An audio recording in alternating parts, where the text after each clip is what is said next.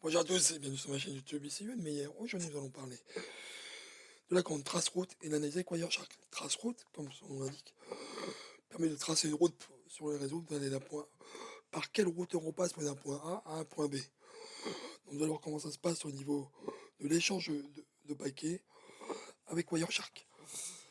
C'est parti. Donc, dans cet exemple, j'ai fait un Traceroute sur Facebook, hein. Directement sur Traceroute sur Facebook. On peut le valider avec statistiques. Donc l'IP qu'on va retenir 157 240.21.16. Si je vais dans statistiques, point de terminaison et au niveau IP, comme j'ai l'UIP activé sur mon Wireshark, l'IP qui est ici, elle se trouve en France. Et on va voir on voit qu'on passe quand même par les États-Unis pour arriver en France. On va regarder ça. Alors c'est parti donc. Dans la vidéo précédente, on a vu la requête ping. Donc si vous avez besoin d'aller revoir ce qui se passe, n'hésitez pas à voir la vidéo pour trouver l'ICMP et la commande ping. Donc, mon poste de travail pour faire un traceroute, c'est le protocole ICMP. Ce qu'il faut savoir, on peut faire des traceroutes avec trois protocoles différents, donc ICMP, TCP ou UDP. Donc, je ferai sûrement des vidéos de traceroute avec TCP, UDP ultérieurement. Donc là, on va s'intéresser à ICMP. Donc, on va envoyer la requête. Dans la requête, on va voir qu'il n'y a pas de réponse.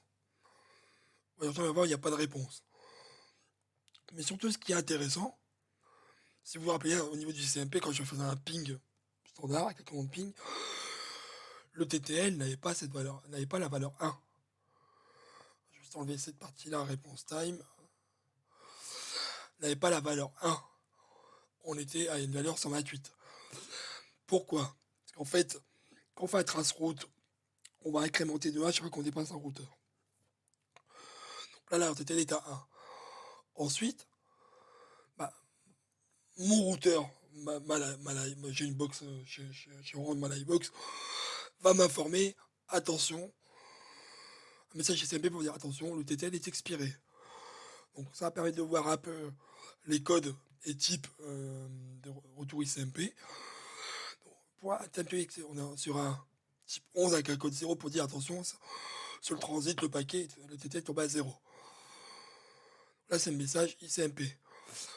On voit que c'est mon routeur qui me répond. Et derrière, il va quand même rajouter en information la requête. Il y a une encapsulation au niveau IP. Dire attention, mon IP, c'est de joindre ce réseau-là par une requête ICMP. Donc, il va reprendre les informations qui a été intégrée dans la requête. Ce qu'il faut savoir, c'est que mon poste de travail pour faire cette requête ICMP, ce traceroute ICMP, à chaque fois, il va le faire 3 fois. Une fois, 2 fois, 3 fois. Et 3 fois, mon routeur internet, ma Livebox, va répondre à un TTL expiré. On va continuer. Maintenant, il y a avec le TTL à 2. C'est-à-dire qu'on va pouvoir dépasser mon routeur et accéder à notre routeur derrière. Donc, qu'est-ce qui se passe? Le second routeur, qui est 90 238 89, va m'envoyer le même message, TTL expiré. Donc, où est-ce qu'on va? Est-ce qu'on est encore en France? On va aller quand même regarder ça. Ce qu'on va faire, on va rajouter le GeoIP source. De toute façon, ils vont me répondre les routeurs. On va mettre le GeoIP source.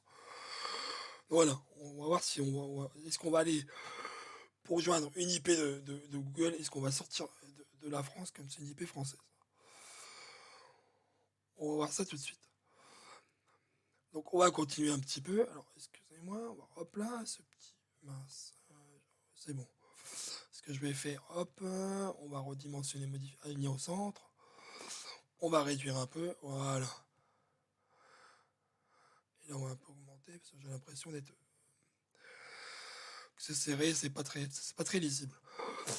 Donc ensuite, donc on est toujours un routeur me répond donc pareil de la même manière. 3 requêtes On le voit, 1, 2, 3. Et 3 fois la même réponse, avec toujours la même information. J'ai l'information de quelle requête j'ai fait, quelle requête j'ai utilisée au niveau IP, qui est intégrée au niveau d'Internet Control Message Protocol. Donc voilà, on va continuer encore cette partie-là. Donc on va continuer, je suis bien ici. Ensuite, je vais faire, après avoir fait 2 fois, on va passer à un troisième routeur, on va pouvoir augmenter TTL de +1. Et là, c'est encore un routeur en France qui va me répondre, toujours de la même manière. Toujours de la même manière. Donc on est toujours en France, pour l'instant. Je suppose être aux États-Unis, parce que j'ai vu des IP qui venaient des États-Unis. Donc on va voir ce qui se passe. On va continuer.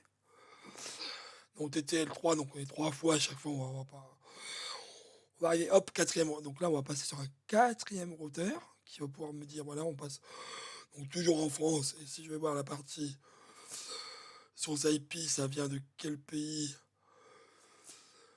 GeoIP, donc la source, je reste sur le quatrième, je suis bien au bon endroit. Je suis bien au bon endroit, donc je suis toujours en France. Sur GeoIP France.